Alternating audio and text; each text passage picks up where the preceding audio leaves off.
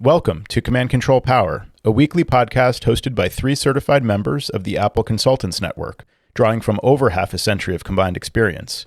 We talk shop, interview vendors and colleagues, and share what we've learned while operating our technology consulting practices. Visit commandcontrolpower.com for show notes and click support to join our community for exclusive access to patron-only episodes, special features, merchandise, and other membership perks. This is Joe Saponari of CIMAC, and my 2 co-hosts are Jerry Zigman of MacWorks and Sam Valencia of the HCS Technology Group. Thanks for listening. Welcome back, gentlemen. It's been a while, but it's always good to talk to you guys. I finally have some news to break about our company that we've been, talking about on the show before. And actually, I got some good feedback on Slack from people about the position at HCS.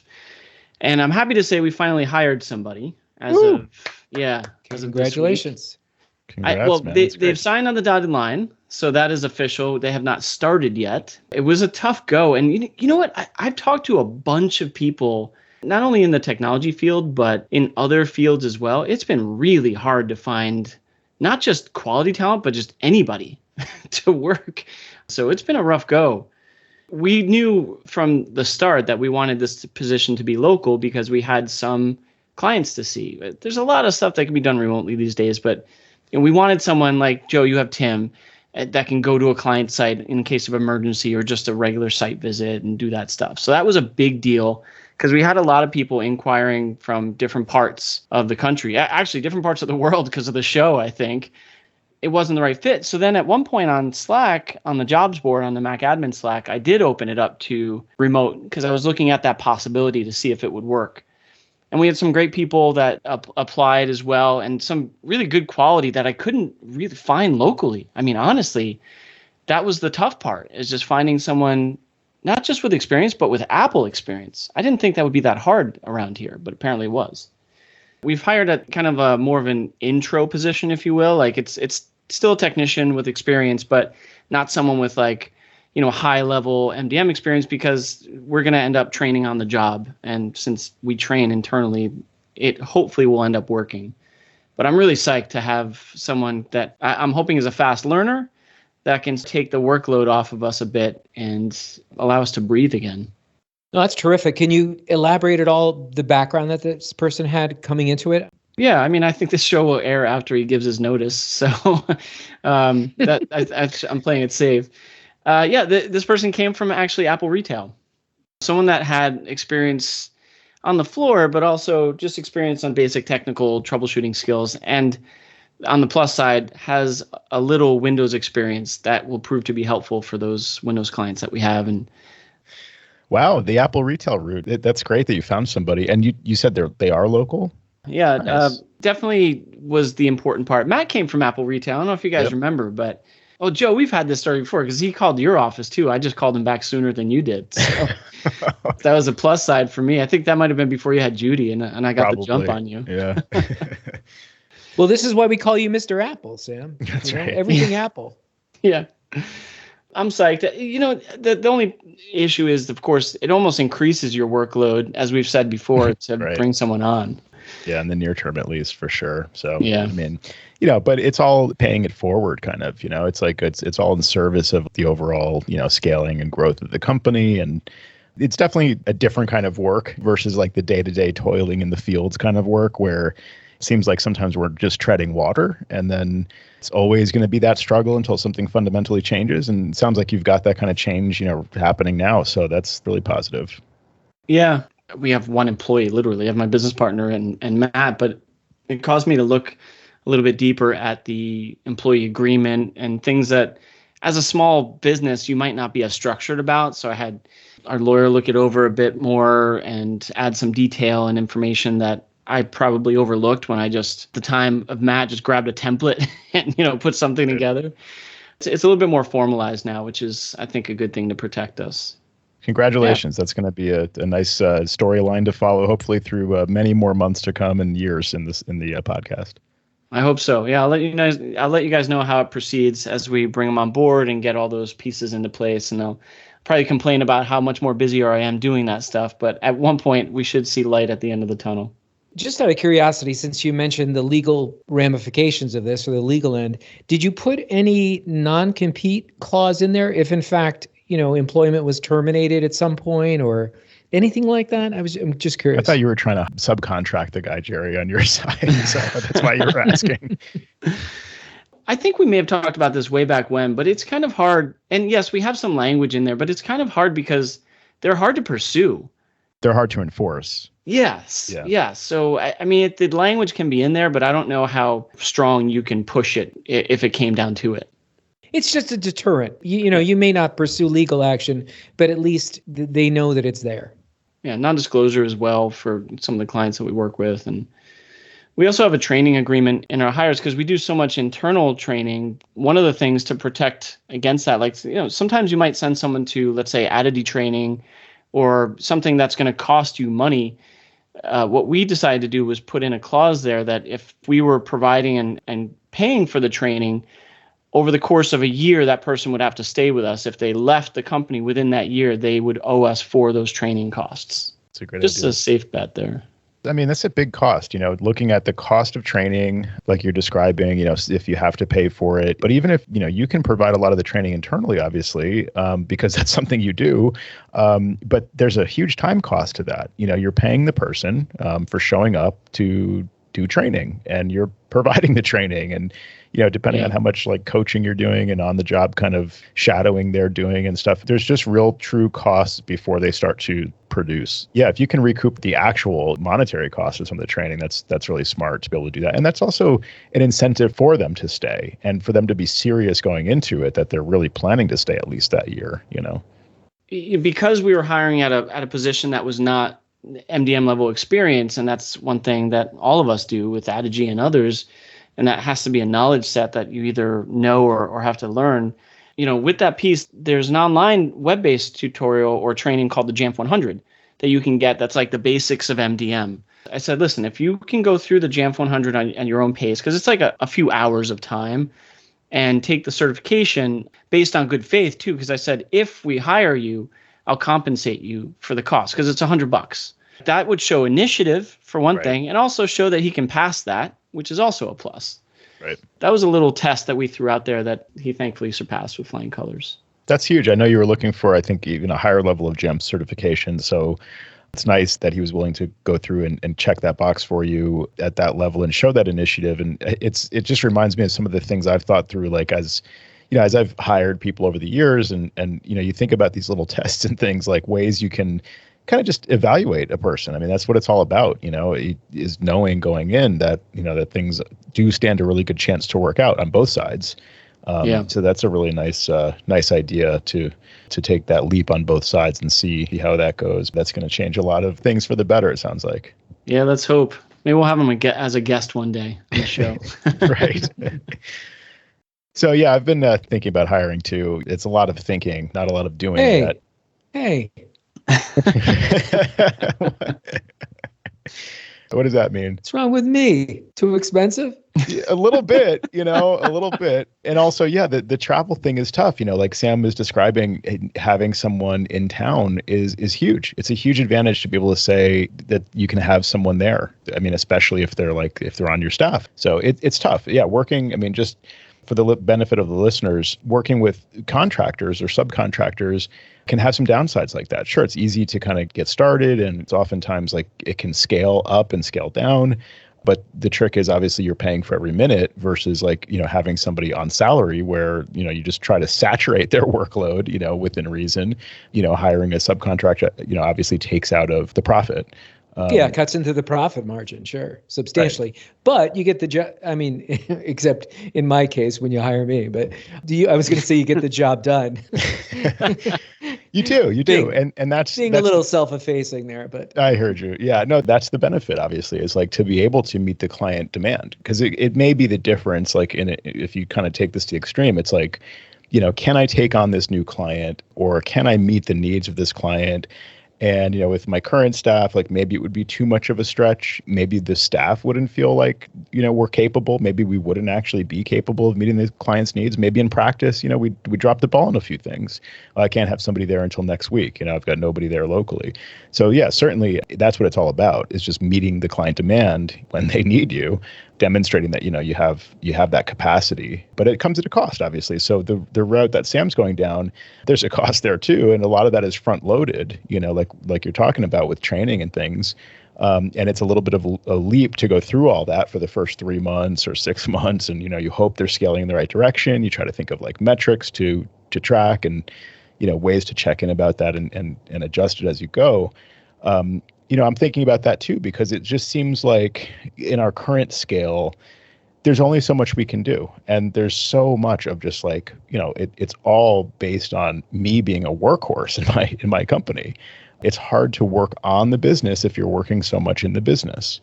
That's just a takeaway from ACEs like 5 years ago, just getting that time to work on the business. I find that like really fun and exciting and interesting, to be like working on business processes and, getting better at strategy and like working on the things that I can scale, new services and writing proposals for clients, things like that. That's all interesting and fun stuff. But oftentimes, like, I'm on the phone helping Nana check her email. As I always say, that can be really draining, and it doesn't leave a lot of time for, working on the business. So that's kind of one of my motivations for hiring as well.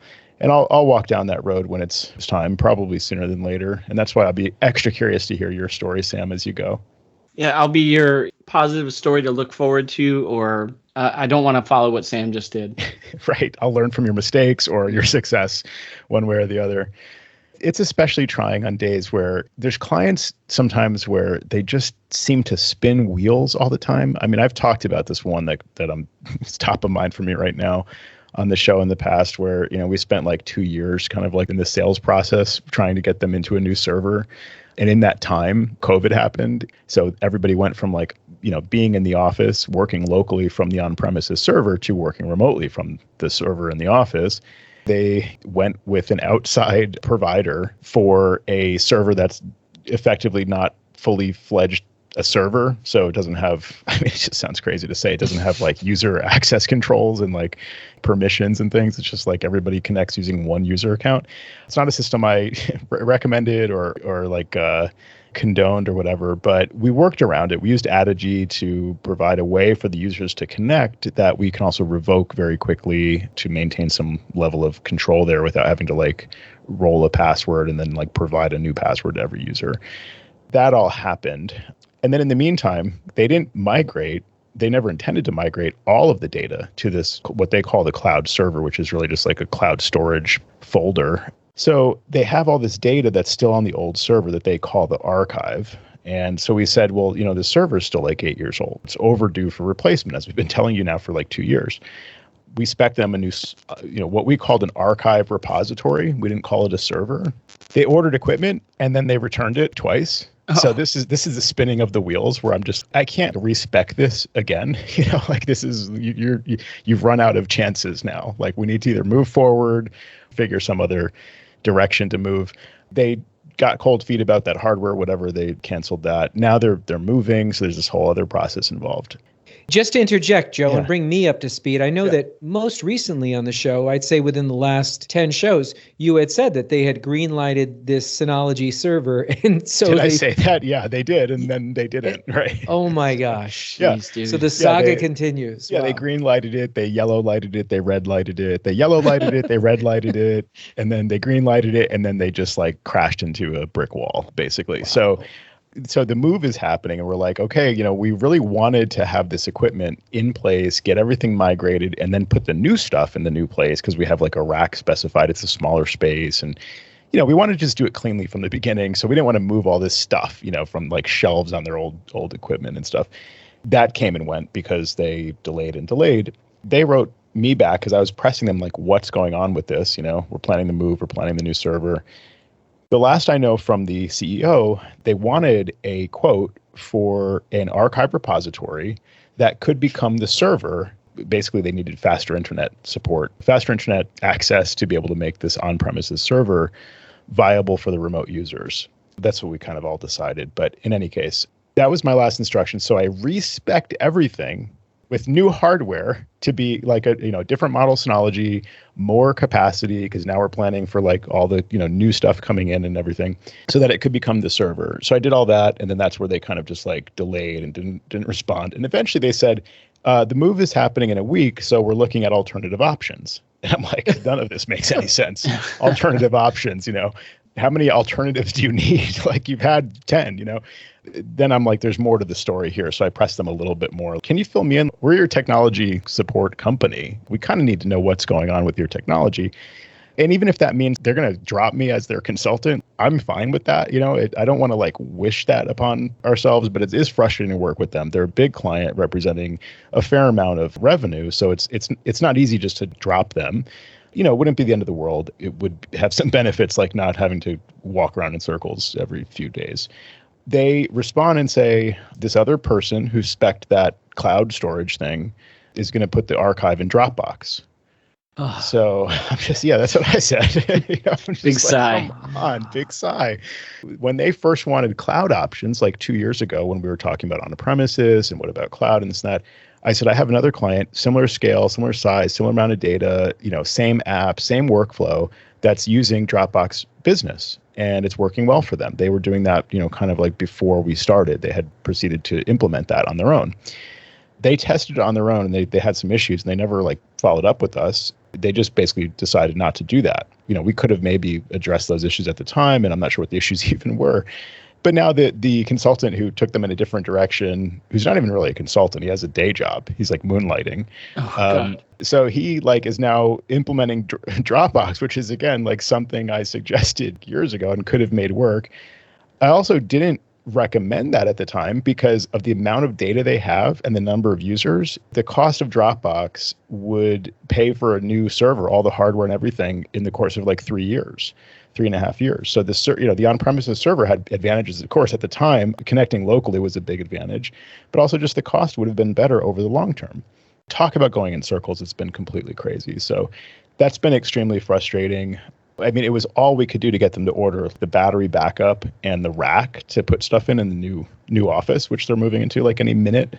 It's just been pulling teeth. So I started to think about this. I was going to write them a line in this email. After the move, let's schedule a call, because we really need to reevaluate how we can move forward together. We're your trusted advisors in technology, but we don't seem to be trusted anymore. Every decision is like questioned and gone back on and reevaluated and like, maybe shopped around. Like it's just, so there isn't a lot of trust. And without that trust, it's really hard to do our jobs. So I've been thinking about this lately.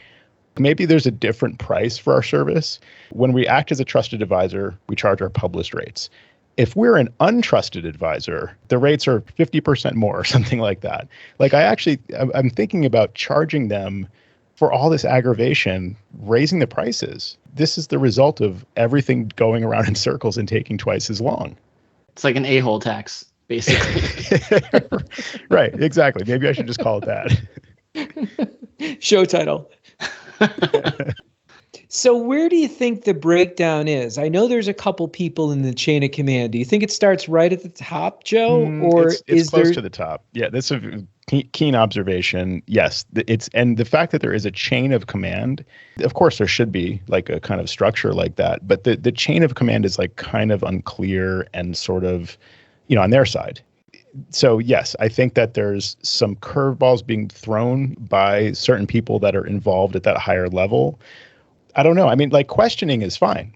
Okay, you sent the on-premises server recommendation with all this stuff, and it's like twice as much as we have in our budget. Is there any way to make this less expensive?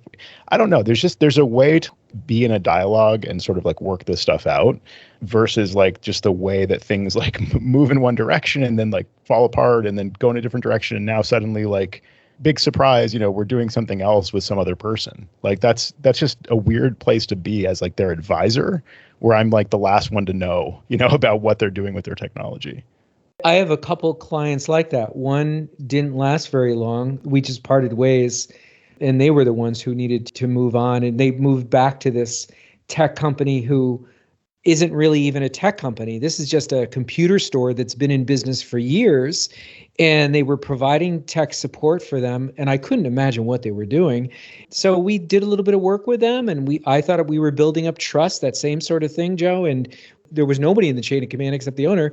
And she just decided to move it back to this computer store company. And I'm like, okay, it's like, I've done all I can do here. But the other client, this happened most recently. We haven't parted ways. They've got a server set up that has gone dark. The server's gone dark. I know the Synology and the Ubiquiti system is still online, and we're still keeping our eyes on that, making sure that there's no problems there. But they're going with their head graphics guy as being the trusted advisor. They've sort of abandoned us, and they're going with his suggestions and his recommendations. Not only is it disheartening and frustrating, but you just can't reason with that kind of logic, I think. At the end of the day, if you can't make sense out of it, and that's the thing, Joe, with whoever they're bringing in to make these recommendations, they're not as professional as you are. And it's just hard to wrap my head around that.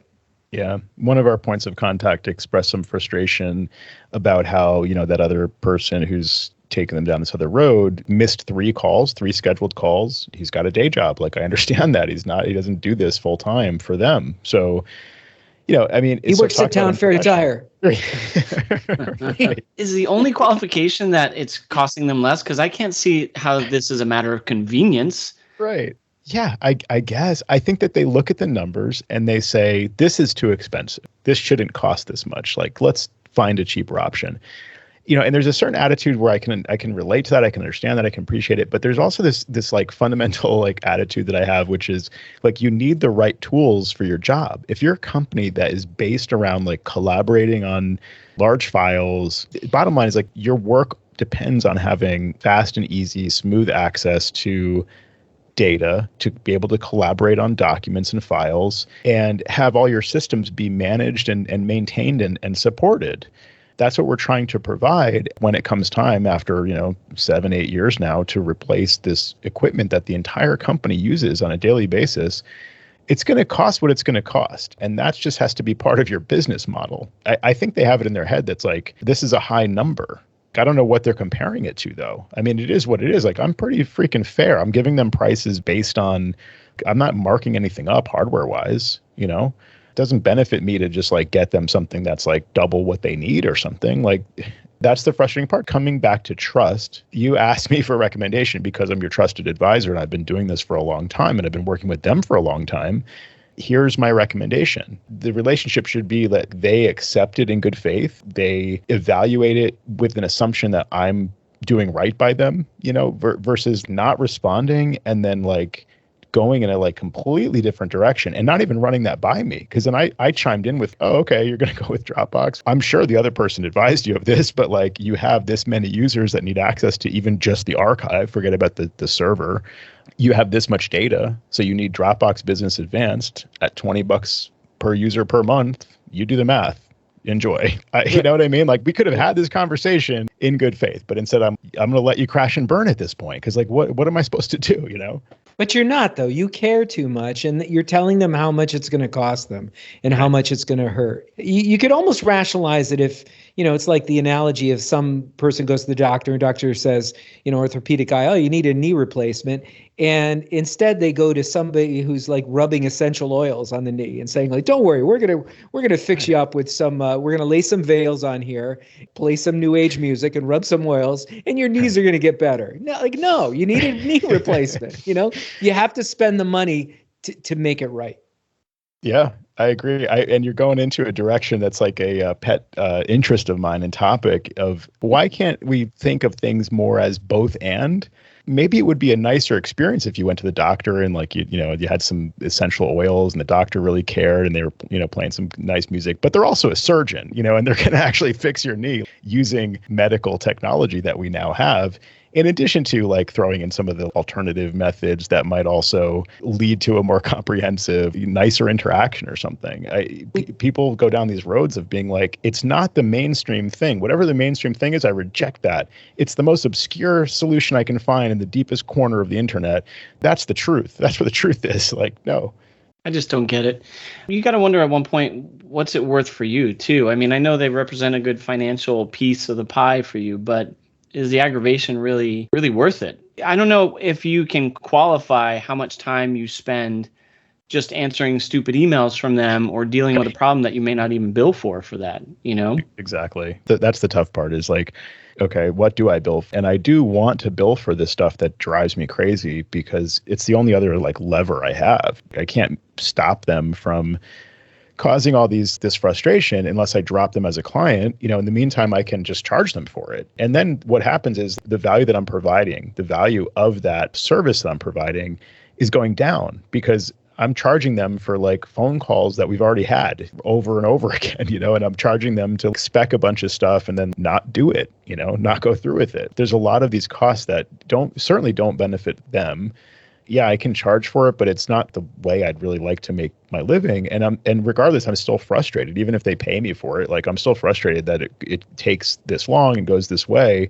And that takes away from like the amount of energy I have for other clients that are happily paying clients that are great to work with. That's the other downside to working with a client that's just draining is it has a cost to like the way that things go with everybody else too. I mean, you could see from their perspective, every time we pick up the phone, he charges us and he Right. spec'd out all this equipment and, we didn't get it because it's too much money, but he charged to talk to us and do all this stuff. So let's talk to Bob down the street. I think, Sam, you said it earlier. Is it just cost? I think it is because clearly that's their number one priority is going with the cheapest option. I'm sure that he charges much less per hour, because it's just like a side thing, side hustle. Maybe he's getting paid cash. I don't know what the deal is, but like he's probably charging much less and they're getting much less. Like they're not getting a company that's on call for them that will pick up the phone and help them. I mean, even to the point where I'm like, this new like cloud storage is being backed up somewhere, right? I kind of want to know, like, for my sake, that's not my problem. I officially disavowed this whole solution. We'll support users connecting to it, but like we don't provide any maintenance or management, and we can't help you if you lose data from there. We have no control over that. Good luck. I mean, it's just a really weird way to work. Yeah, you'll have to keep us posted on that, Joe. You have been keeping us posted for a couple of years now. At some point, something's going to break, or either you, the customer, or technology. But I want to hear when that happens and which way they go. No, you guys will be some of the first people to know. So yeah, we'll keep everybody posted. Maybe this will actually turn into a patron-only update at some point. So if you're a patron, make sure you go to patreon.com and sign in and get your link, your private feed of our patron-only episodes. And if you're not yet a supporter, go to commandcontrolpower.com and click on support, and you can become a patron. You can hear about all the stuff that goes even beyond the stuff I'm talking about right now, the real frustrations that we talk about privately to the patrons only. So check that out too if you're not signed up there yet. From a personal standpoint, those Patreon only shows are great for me too, because I have a couple things that I do want to dive into in terms of some customer issues that I'm having that I'm just not as comfortable just on the open airwaves. And I love that we have these little shows, man. It makes me feel so like open and honest that I can get into some of that stuff without being too worried about, it ending up in the greater atmosphere. So I got a few things that I'll talk about to you guys with the next Secret Squirrel show that we have. Nice. Hey, I wanted to ask you guys, turning to the technical side of things for a bit. And of course, when I say technical, I always mean Ubiquiti. But I wanted to ask you about something on Ubiquiti's side to see if you guys had experienced any of this. The overriding factor with this was UDM Pro and Ubiquiti Switch and access points. But we had experienced a couple of customers saying they were having some issues with Zoom meetings and being sluggish on their end, where the other side, they were fine, but they would always be buffering and their video freezing. There was nothing necessarily that was a commonality in terms of the ISP. Like there were some Optimum, but we have a customer in the city with this issue. And the commonality in those cases was specifically the Ubiquiti equipment. And we're struggling for a while. I even checked with support to see if there were any tweaks we could make to help it along, and nothing was really popping out at us. Thankfully, the customer, the one in Manhattan that I'm thinking of, was, they were cool about it, even though they have about 25 people all starting to come back to the office and they're starting to experience these issues. What I looked up and started to find out more about, because I was looking at some form of quality of service where we could focus on the Zoom traffic, made sure that that got priority in the case of other people downloading major updates or streaming when they shouldn't be, and prioritize the Zoom traffic. And I had heard of that on the Sonic Wall side and knew a little bit about that, but more so than I had seen on Ubiquiti. There's a feature on the UDM side called Smart Queues. So you can allow it to choose a certain percentage of the throughput. So you have it run a live speed test. It checks the throughput, download, upload speeds, and then it qualifies about 80% of that to try and hold most of the traffic for priority. And you don't specify like a service like Zoom or specify a service like TeamViewer or anything like that. What it just does overall is tries to make sure that no one is in extreme use of all of that bandwidth. So basically, if someone is downloading Monterey, which is over 12 gigs, and if someone else is streaming their favorite Netflix show and you're trying to Zoom on a conference call, it doesn't hurt your Zoom traffic because those guys are tampered down, if you will. I've only had about 48 hours of trial with this, but so far they said the issues have basically vanished in their network. This was new to me, but it's called Smart Queues on the Ubiquiti side. How do you get there? So to get there on the new interface in the Ubiquiti side of things, you can go to the settings, go to Internet, choose your WAN connection, scroll down to the bottom, and you should see Enable Smart Queues in there.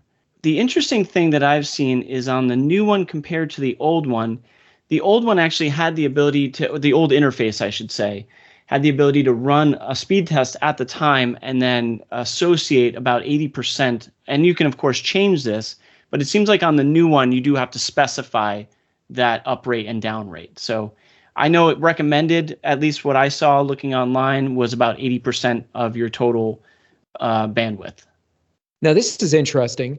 You know, it does what you say it does, which is prioritizes traffic and reduces delays, but it says not recommended for connections faster than 300 megabits. This network is 200, so I guess Perfect. That's, there you go with that one. You're in like flip. Yeah, but that's an interesting point because that would disqualify probably a bunch of customers that are using higher speeds. Right. And if they have a large number of users, they might still have the same issue that you were dealing with. And this may not be a solution, it sounds like, in those larger cases. Could be interesting there. So I'm trying to think of another network I could test on that would be at those speeds. Yeah, I could think of one that's actually had a complaint and we haven't enabled it on this. The New York City client is using Spectrum. And for some reason, I forget why. Like they have DHCP, they don't have static.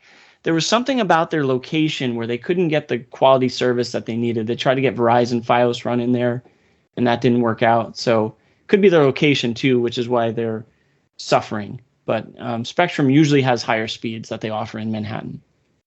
Well, speaking of Unify, I've got some follow-up here. I think I mentioned this very recently, and then a couple of shows before that.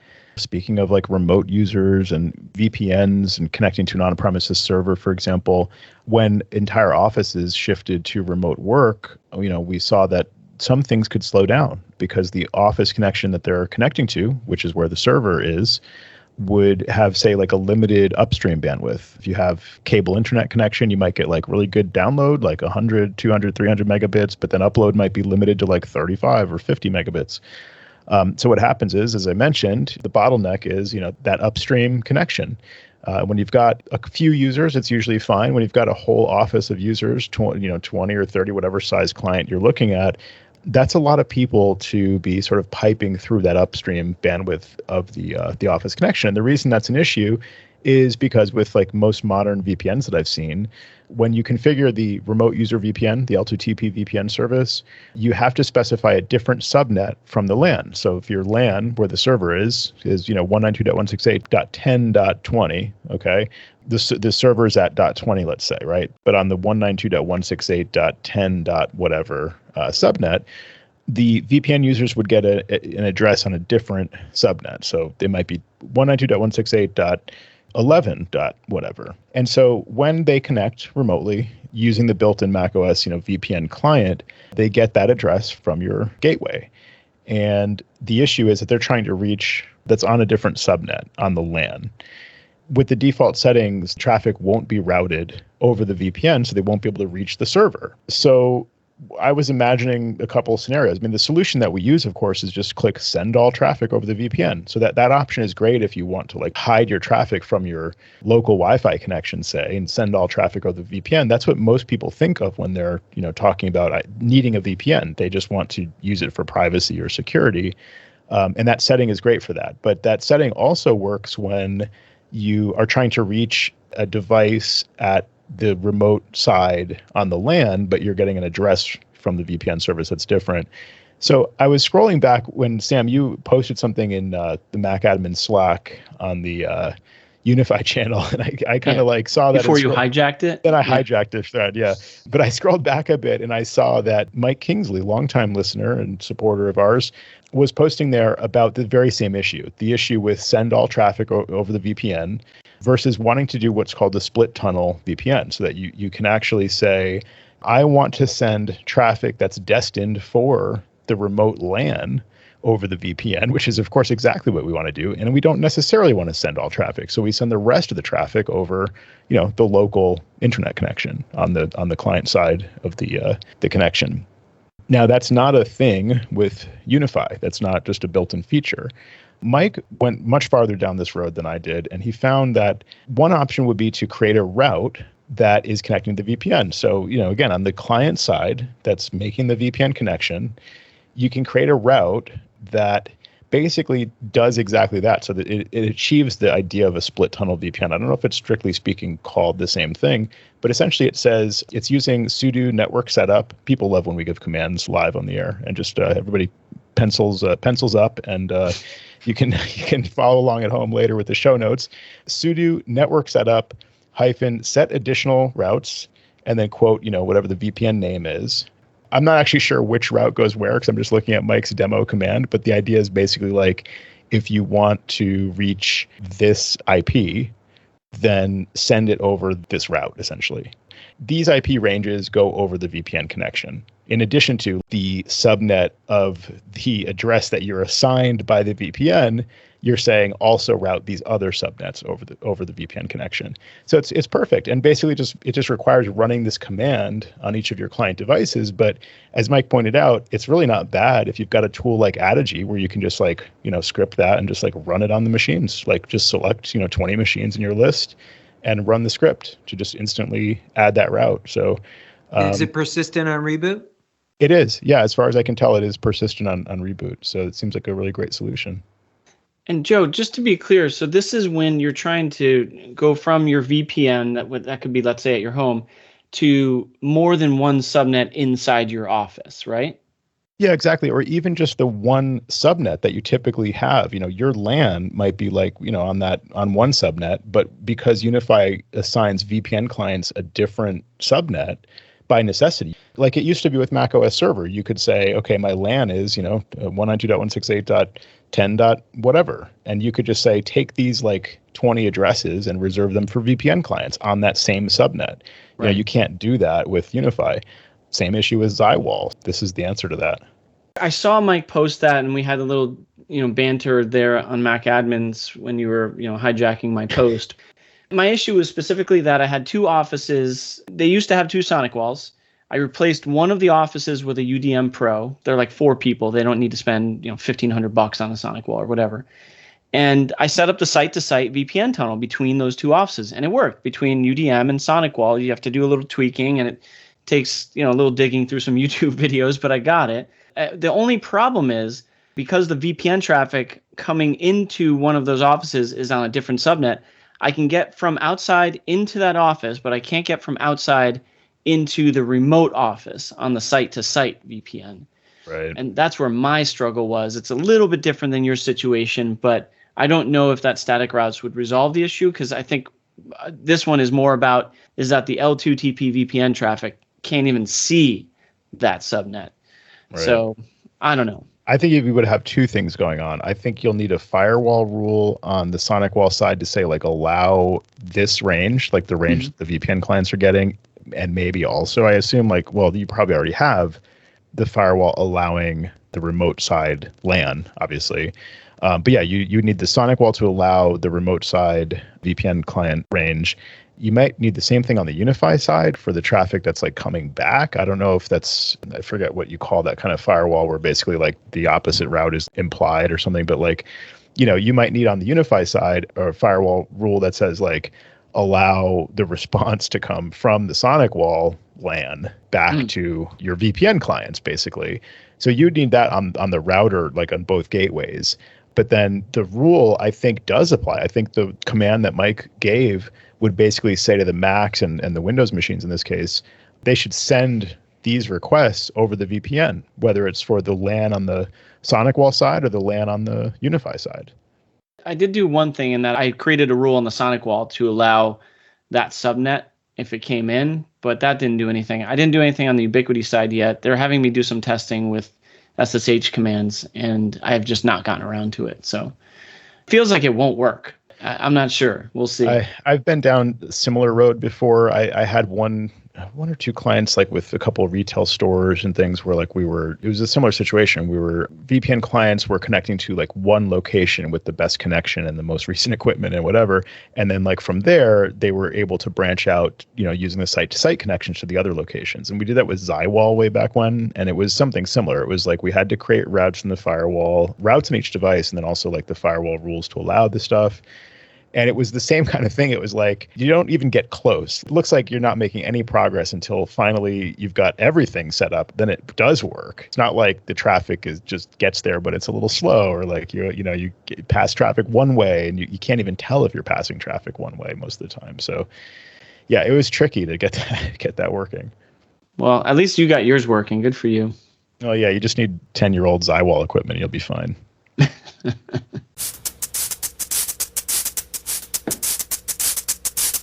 With that additional route configured, the system knows to send the traffic over the VPN for the remote LAN in addition to the VPN range.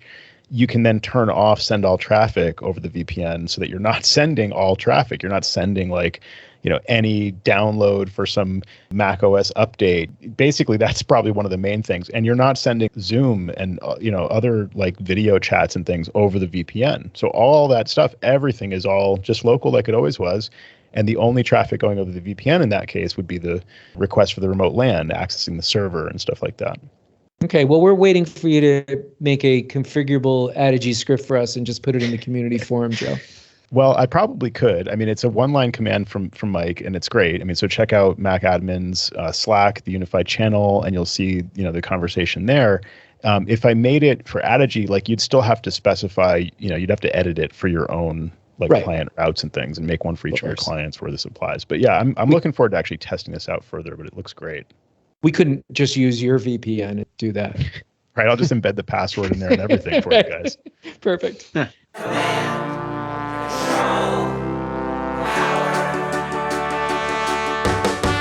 Jerry does his voices of customers of all kinds. Am I on the cloud? Joe spins his deeply detailed yarns all the time. I have a whole story about this. Sam is on the road again, phoning in from a hotel. At least we know where I